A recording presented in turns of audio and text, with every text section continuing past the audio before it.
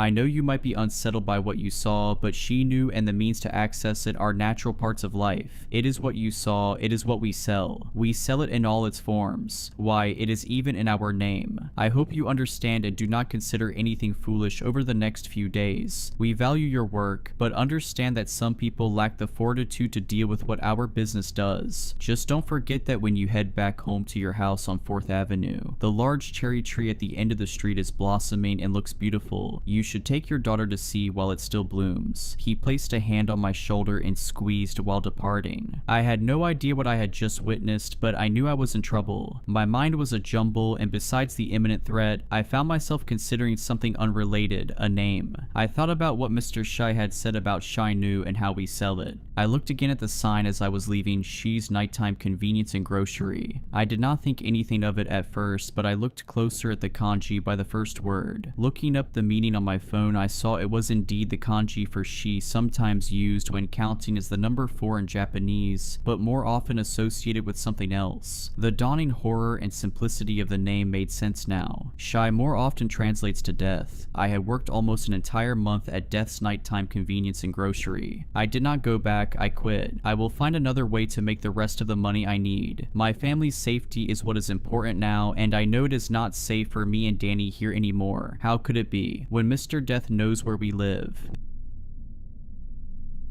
He turned up around 6 months ago. It was us students who noticed him first, since every day he'd walk past the town's high school at around the same time. The kids would be out in the yard, playing basketball and gossiping, would stop what they were doing to watch him stroll by. He never looked at us, but by God did we make a game out of looking at him. What got everyone was how he dressed. He didn't show a speck of skin. His entire body was covered with some piece of clothing. It looked like a kid who'd gotten into their parents' closet. Everything he wore was mismatched and tattered. Usually it'd be a long brown duster coat, tartan slacks, and a horribly stained shirt. Occasionally he'd throw in a scarf or a hat, or maybe a second coat under the duster. He wore gloves, sometimes leather, sometimes silk, and a tweed mask. His mask was hard to explain. It wrapped around his head perfectly with no visible seams or eye holes. We didn't know whether he could see or not, but he never had any trouble walking or crossing the road. I think it's the mask that really got people's imagination wearing. Some of the kids guessed he might have a rare skin skin disease. Others thought that he might have been a worker at the old chemical plant and was badly burned when the factory burnt down, but that would have made him at least 90 years old. A bunch of older kids spread the rumor that he was some sick serial killer laying low in our sleepy town, covering his face in case someone recognizes him from a wanted poster or breaking news bulletin. Everyone liked to propound from the sidelines, but no one had the guts to actually find out, not until tonight. It was the 26th of October. School had just ended for a week-long break and I was going to my first real party. I barely knew the guy whose house it was at, but I leapt at the chance of underage drinking. The night turned out great. We all had fun and managed to not throw up once. I downed a whole packet of apple-flavored chewing gum to try and mask the smell of alcohol on my breath from my parents, although I had a feeling they'd be able to tell anyway. Me and 3 close friends left the party just before 11 and set off staggering home. We passed my friend Luke's house first. As he walked up to his front door, a light came on and his mother stepped out, her face contorted with pure anger. We laughed at Luke and stumbled on our way as he realized he mixed up the dates and forgot to tell his parents he was going out tonight. Me, Shane, and Rowan kept messing around as we navigated our way back home. Shane's house was next, and since I lived so far out, I was planning on having a sleepover at Rowan's. We turned a corner, still laughing from a joke we made a block ago, and saw someone. All 3 of us crouched behind the fence, peeping out from behind to confirm our suspicions. Walking down the middle of the road was the masked man. He was in his usual getup, only he'd taken off his gloves. We all squinted to try and get a better look. The only light we had came from a pathetic, constantly buzzing street lamp, but we were desperate to finally see what he's been hiding. All of a sudden he turned and began walking up to a house. He stepped up onto the porch and opened the door. Just as he walked inside, we could see him slowly take off his mask and then the door slammed shut behind him. The 3 of us looked at each other, all thinking the same thing. The mystery of what the masked man looked like was still that, a mystery. He had his back to us and even in perfect daylight we wouldn't have been able to make his face out. The first one of us to commit our thoughts to speech was Shane. He told us, pumping out his chest, that he was gonna go see which of the rumors was true. He said he had a plan, and before me or Rowan could say anything, Shane was already halfway across the street. We looked at each other and followed him, coming up to the masked man's old house. It was noticeably more run down than the other houses on the block. The paint was peeling, the gutter had almost fallen down, and an upstairs window had been shattered. The 3 of us stood around the front door, keeping our voices low as Shane explained his grand plan. He said he was going to simply knock on the front door. When the masked man answered, he'd say, "Oh sorry, wrong house," and then just turn around and leave, but not before getting a good eyeful of him. We all thought that it was a flawless plan and egged him on as we took our hiding place behind a bush at the end of the masked man's property. As I got a good look at the house, I realized that I recognized it. My dad had this friend who had gone through a rough divorce. He slept in our spare room for a few weeks before he eventually won the house back in the court settlement. Around 6 months ago, he moved out of town without so much as a goodbye. I could remember when I was much younger him showing his car off to me. That thing was his pride and joy. I couldn't believe this was the same house. My thoughts were bisected by the sound of Shane rapping his knuckles on the front door. He turned to look at us and gave us a dumb grin and a thumbs up. I think he was about to crack a joke when the door opened. Standing at the entrance was the masked man. He'd taken off his mask, as well as most of his clothes. That much I could make out as he was still shrouded in shadows. There wasn't a single light on in his house, and to me and Rowan he wasn't anything more than a silhouette. As we both tried to discreetly get a better look, Shane began stuttering out his excuse. Suddenly he stopped. There was a pause before he began to scream in a shrill pitch. We watched as the masked man grabbed Shane by his lower jaw and violently yanked him inside the house, the door slamming shut behind him. Me and Rowan looked on in shock. I turned to Rowan to ask him what we should do, but before I could speak, he was up and running to the front door. He started pounding on it and yelling expletives. I ran up behind him and yanked him away. I held him and asked if he was crazy. As he began mumbling a response, the front door began to open. We both bolted like a greyhound out of a trap and dived behind the corner of the house. We stayed there, holding our breath and waiting to meet the same fate as Shane. Eventually, Rowan found enough courage to peep around the edge of the wall. He didn't see anyone. He moved out a little further and saw that the door was still closed. I pulled him back and told him that we should call the police. He snorted and explained to me that they'd probably arrest us for underage drinking. We'd spend the night in some jail cell, and by the time we could explain ourselves, Shane would be dead. Before I could question his reasoning, Rowan walked over to a window, cupped his hands and peeked in. I sighed, frustrated, and asked if he saw anything. He was replying with a long, drawn-out no. when suddenly he yelped and crouched down. Seeing his reaction, I instinctively did the same. I crawled over to him and in a voice just below a whisper, I asked him what he'd seen. I could see the fear in his eyes as he told me that saw the masked man, now mostly derobed, walking out from what he guessed was a door to the basement. After that, Rowan started muttering to himself about how the masked man must have seen him. I knew that Shane, my best friend for as long as I could remember, was in the basement. My stomach churned thinking about what I had to do next. I held my breath as I stood and peered in through the window. I couldn't see the masked man anywhere. I nudged the window and my suspicions were confirmed. Like the front door, the window was left unlocked and slightly ajar. I tried to steady my breath as I pulled the window all the way open. Rowan looked at me in shock as I asked him to give me a leg up. Still, he complied. Once I was inside, I pulled him in after me. Before I did, he grabbed a fist-sized rock from the garden. For self-defense, he told me. The house was perfectly still. Every surface was covered in a thin veneer of dust. We both stood there for a second, trying to hear the masked man. There wasn't a sound other than the faint dripping of some faraway faucet. In what we thought was relative safety, we crept our way to the door the masked man had emerged from. I gently opened it and sure enough, I was met with a staircase descending into the impenetrable darkness of the basement. I didn't dare call out Shane's name in fear that he wouldn't be the only one who'd hear me. Instead, I began my way down the stairs, Rowan following right behind me. My mother had given me a small wind-up torch so I could make my way home safely at night, she said. I fished around in my coat pocket for it, my hand clutching the familiar metal just as I reached the bottom. I found the button and switched it on, finally illuminating the room. It took me a while to realize what I was seeing, but judging from Rowan's deafening scream, he knew right away. Shane was hanging upside down from the ceiling, a chained hook driven through both of his ankles. He had long, fresh cuts across his throat, wrists, and legs, which were all pouring with blood. The blood dripped down into a series of angled metal sheeting, which directed the flow into a steel trough. There were 4 other bodies hanging from chains, all serving the same purpose. Some looked like they'd been there for weeks. We both turned and ran. As we scrambled back up the stairs, my torch beam fell on the figure standing motionless in the doorway. We slowly stepped back down the stairs until we were at the bottom again. We froze, watching for any sign of movement. Suddenly, the figure began to lift slowly off the ground. In an instant, it shot down the stairs, flying through the air like it had been thrown. I dived out of the way, but Rowan wasn't as lucky. The thing piled into him and pinned him to the ground. As I got to my feet, I saw it run its black, claw-like fingernails across his neck. I screamed and the masked man turned to look at me. It lifted itself to its feet and lunged. I grabbed the rusted hook dangling from the chain above me and swung it. It plowed into the front of the thing's head, caving it in. It went limp. The momentum from swinging the hook almost made me fall backwards into the trough of blood. I steadied my footing and dropped down next to Rowan. He laid motionless. There was a gaping wound along the side of his neck and he didn't so much as gurgle. I knew there was nothing I could do. With tears streaking down my cheeks, I turned and began to somberly make my way up the flight of stairs. Out of the corner of my eye, I saw something move. I turned to look and saw the masked man yank the rusted claw out of its head and stand. It straightened itself and turned to meet my gaze. I ran frantically up the remaining steps. I could hear the thing let out an animalistic screech as it flew through the air behind me. I burst out of the basement and into the living room, making a clear dash for the front door. The masked man threw itself into me, sending me spiraling. I landed on a glass coffee table, which shattered from the force. I lay in pain on a bed of broken glass as the creature that had killed my friends loomed. It dropped down on top of me and lowered its face agonizingly close to mine. It was now that I finally got a good look at what it looked like under the mask. The thing's face looked like a naked mole rat, bleached white with chemicals. Its eyes were a mess of tumors and scar tissue, filled with a black-purple pus festering in the sockets. The soft tissue of its nose and ears looked partially digested. The gums were black and oozing a mephitic ichor, lined with fragments of tooth bits. Its front 2 cuspids, however, looked perfectly maintained and began protruding even further out. They now looked longer than my index finger and as sharp as razor wire. I shoved a shard of glass deep into the thing's neck. It pierced clean through to the vertebrae, embedding itself. Black tar-like blood began to ooze, then spurt violently out of the wound. The masked man fell backwards, writhing around on the floor in pain. I staggered to my feet, limping to the front door before breaking into a half sprint. Afraid it would come after me, I ran straight to the next door neighbor. I began pounding in their door until I saw a light come on upstairs. I heard movement in the house and the door opened. Blinking the sleep out of his eyes and wearing a lime green bathrobe was Gary, my Sunday school teacher. He recognized me instantly and brought me into the safety of his home when he saw that I was drenched in blood. He laid a plastic sheet on a couch and told me to sit while he made tea. I sat and tried to catch my breath. I was still reeling from the night's events. Still, I felt safe in Gary's front room. It smelled like my grandma's house. I took out my phone and with a shaking finger tried to ring my mother. The kettle boiled and Gary poured my tea. He walked in from the kitchen, handed me the mug, and sat down next to me. We called the police and I spent the next few minutes trying to explain to him what had happened. Once I had, he seemed to go into shock. He just sat there, bound by my words. Eventually, he snapped out of it and slowly turned to look at me. He told me that I could go clean up in his downstairs bathroom, and I realized the state I must be in. He showed me to the bathroom and left me to wash myself. It felt good to scrub the fetid grime from my skin. I tried to avoid looking at myself in the mirror. I was drying my face with a hand towel when I heard a knocking at Gary's front door. I assumed it was either my mother or the police, and evidently so did Gary. The next thing I heard was his scream, followed by the door being thrown open. His screams were cut short and replaced with the bestial growl coming from what could only be the masked man. I turned to the bathroom door and frantically fumbled with the key, locking it. I dropped to the floor and curled up in a ball under the sink as I began to sob quietly to myself. I heard labored footsteps coming from the hallway. Within seconds, they were just outside the door. A low scratching noise came, followed by a thunderous pounding as the masked man tried desperately to break down the door. Its hinges rattled as wood began to splinter. The midsection buckled and split. I could hear the wailing of sirens as police cars neared as the masked man's hand crept from the hole in the door. It felt around for the lock as pus leaked from the soft flesh and exposed nerves surrounding its black-purple fingernails. I could hear vehicles pulling up outside as I watched it hook its talons around the key. It ripped it and the rest of the door handle from the wood, sending splinters flying around the room. A group of police officers made their way through the front door. One swore to God when he saw what was left of Gary. The bathroom door fell to the side. The masked man stood in the hallway, staring into my soul and priming its teeth, which began protruding even further from its gums. There was a deafening gunfire and I clasped my hands around my ears, screaming as I watched the masked man get shot maybe half a dozen times. It staggered back, then dropped to all fours as the police opened fire again. It climbed up the wall and began crawling upside down along the ceiling. 3 officers gave chase as one barged his way past the broken bathroom door and took my hand, leading me out of the house. I saw my mother's car parked amongst the police cars. She stood next to it, crying as 2 officers tried to console her. She saw me and ran over, wrapping me in her arms. The police kept me a little while longer to take a witness statement. Eventually, my mother convinced them to let me come home with her. They agreed, took our address, and told us that they'd call around tomorrow morning to talk further. I climbed into the back of my mother's car as she began to drive. She was silent, letting me rest as we neared our home. Soon, the rows of houses were replaced with trees. I watched them go by as I felt myself drifting off to sleep. The last thing I can remember of that night was seeing a white blur, something keeping pace with the car just beyond the tree line.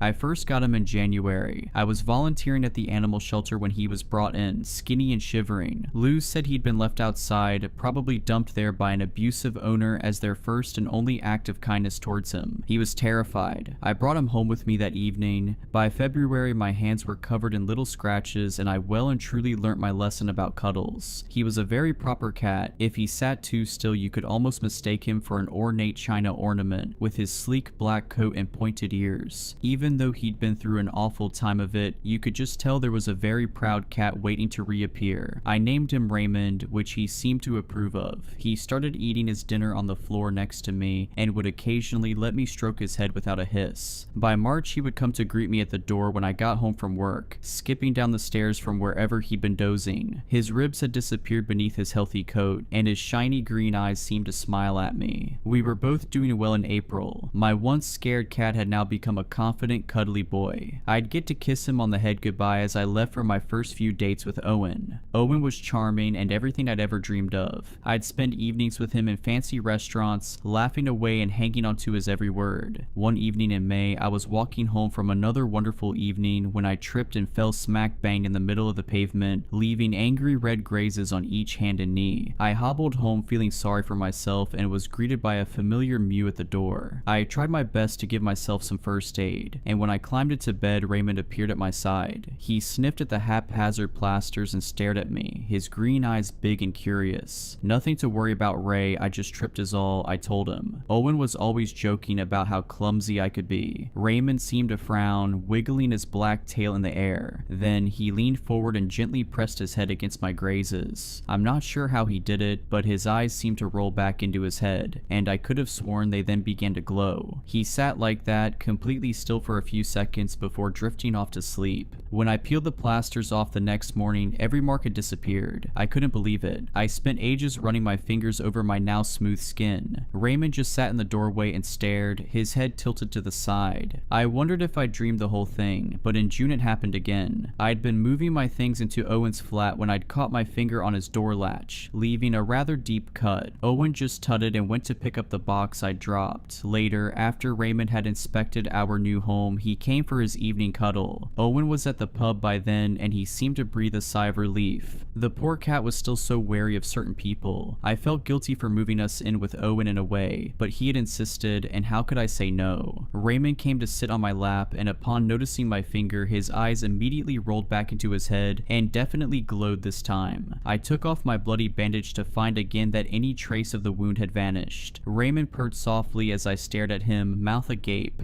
By the end of August, Raymond had healed a fair few scrapes and bruises for me. I'm ever so clumsy, of course, which Owen always ridiculed. If I'd known better, I'd have said he liked seeing me upset. Sometimes he would come home drunk and accidentally push me. On one occasion, he did this when I was cooking at the hob, and Raymond seemed to use all of his might healing my seeping burn. I spent an awful lot of time in pain and the rest lonely. I'd stopped volunteering at the animal shelter a few weeks before when Owen and I decided I should be working more hours to help pay the rent. I missed Lou and I missed my friends. We lived quite far from my parents too now, and I missed having friendly conversations that weren't just with Owen on a good day. I still had Raymond though. September went by in a bit of a blur. I found myself stuck in an unnerving state of trying to do everything just right. I would walk home from work slowly, savoring my time in the cold and the dark, but not too slowly, or Owen would question where I had been and with who. I didn't see anyone nowadays. I would make sure the dinner I made was exactly to Owen's standards, even though I knew that most of the time there would be a tiny, unseen detail that would set him off. He'd leave in a huff, taking my car to the pub round the corner. I'd sit in silence with Raymond while he was gone. I felt trapped. Raymond would give me a nudge or a purr, anything to get my attention, but I was frozen. I only moved again when I heard the door slam. I would look down at Raymond. He knew he was in for a long night too. In October on Halloween, things reached rock bottom. I was lying on the floor, staring at the ceiling when I heard Raymond gently push open the door. I'd been so worried about him. Owen had come home drunk again and almost tripped over Raymond, who was sleeping peacefully on the rug. I'd instinctively jumped up, rushing to keep my precious cat safe. Owen didn't like that. Now I was on the floor and I couldn't get up. I couldn't do much of anything anymore. "I'm sorry, Raymond," I whispered, feeling my lip begin to bleed again. I started to cry and the tears stung my swollen eyes. "I'm sorry I brought us here." He gently brushed his face against my blackened cheek, and I felt like dirt. My tears splashed against the cold floorboards. Raymond deserved so much more than being stuck with me. I couldn't even keep him safe. The door slammed suddenly. I had to grip my teeth to keep from screaming when my broken bones ground together as I jumped. Owen was home. His heavy footsteps dragged through the hall, the sickly smell of whiskey surrounding him like a storm cloud. He swayed as he came into the room. His bloodshot eyes quickly focused on me. He walked over and let out a chuckle, giving my snapped leg a swift kick. "Get up then," he sneered. Every muscle in my body was screaming at me to move, but the sharp pain in my chest pinned me to the floor. My breath was coming in shallow gasps, and my broken ribs felt like knives carving into my lungs. "Pathetic," Owen spat, laying there, feeling sorry for yourself. "This is your fault. It always is." Raymond began to growl beside me, but Owen ignored it. He dug his fingers into my swollen face. "You're completely useless now," Raymond hissed. Something had changed in him. His sleek black form, normally so calm, was now tensed. His muscles rippled beneath his fur, and his green eyes honed in on Owen. They began to glow eerily under the flickering light. Owen laughed, releasing his grip on my jaw. "Oh, look at this. You're stupid, cat. He'll protect you." Before Owen could reach out for him, something in the air shifted. The pressure dropped, and the room felt heavy. Raymond's growl deepened, sounding far more primal. His eyes weren't just glowing anymore, they were burning. Owen staggered back, his face contorting into confusion and then pain. "What the hell?" he started started, his words cut off by a scream. I could only watch wide-eyed as Owen's body began to jerk violently. His arm twisted, the bones snapping with a sickening crunch. He screamed again, the sound ripping from his throat as his skin began to stretch and split. Hot blood oozed from the cracks like lava. My own injuries, the burns, the broken bones, the bruises began to fade. I felt them peeling from my body as Raymond had done 100 times before, but this time he was putting them straight into Owen. His knees buckled as another snap echoed through the room. His leg was bent at an impossible angle, the flesh tearing as though he was being pulled apart from the inside out. Raymond, no, I whispered, but the word felt hollow. Could I even stop him? Did I even want to, really? The cat's gaze never left Owen. His tail flicked in a deliberate motion and Owen screamed again. This time it was louder, higher pitched as his ribs caved inwards with a wet, crunching sound. Despite everything that he'd done, I hoped that the alcohol was dulling some of the pain, at least a tiny bit. Owen convulsed as his spine twisted, vertebrae snapping like dry twigs. Blood sprayed from his mouth and his hands clawed uselessly in the air. He was reaching out for me. Over the next few minutes, I squeezed my eyes closed as I listened to every crack and snap. It was slow and deliberate. Raymond was savoring this. Finally, Owen collapsed onto his front. His body was barely recognizable, and a shudder racked through me as I realized it was a mirror image to how mine had looked only an hour before. His breath came in short, sharp gasps. He looked at me, trying to plead, his eyes wide with terror. He was a wounded animal. I don't know what came over me, but I looked over at Raymond and nodded. I looked away when my cat's jaw began to unhinge, stretching wider than it should ever be able to. I still heard, though, the sound of Owen disappearing into the gaping maw. I heard the crunch. When I turned back around, Raymond was a cat once more. He licked his paw and used it to wipe a drop of blood from his sleek head. There was no sign of the monster I had seen only seconds before. There was no trace at all of Owen. Raymond purred contentedly. It's December now and things are much different. My parents hug me goodbye on their way to work, and usually Dad makes me breakfast even when I insist I'm not hungry. He says I'm much too thin. In the evening we spend time together as a family, the wood burner crackling and Raymond sleeping soundly in front of it. I tell myself that I'm safe now, that it's over, but as I look at him sleeping there, I wonder what else he's capable of. I don't know if I'll ever feel like myself again. I don't really remember who she is. I have nightmares most nights. The sound of shouting will echo through my head, followed by the snapping of bones. My mom helps me talk about what happened. Well, most of it. The important thing is that it's all over. While I've been recovering, I've been trying my best to do some research. I'm still not 100% sure what breed Raymond is though. I just know that he's a very, very good cat. If you enjoyed these stories, please consider subscribing and liking this video. Let me know your thoughts of these stories in the comments below. I frequently talk to my viewers there. But anyways, I hope you were creeped out.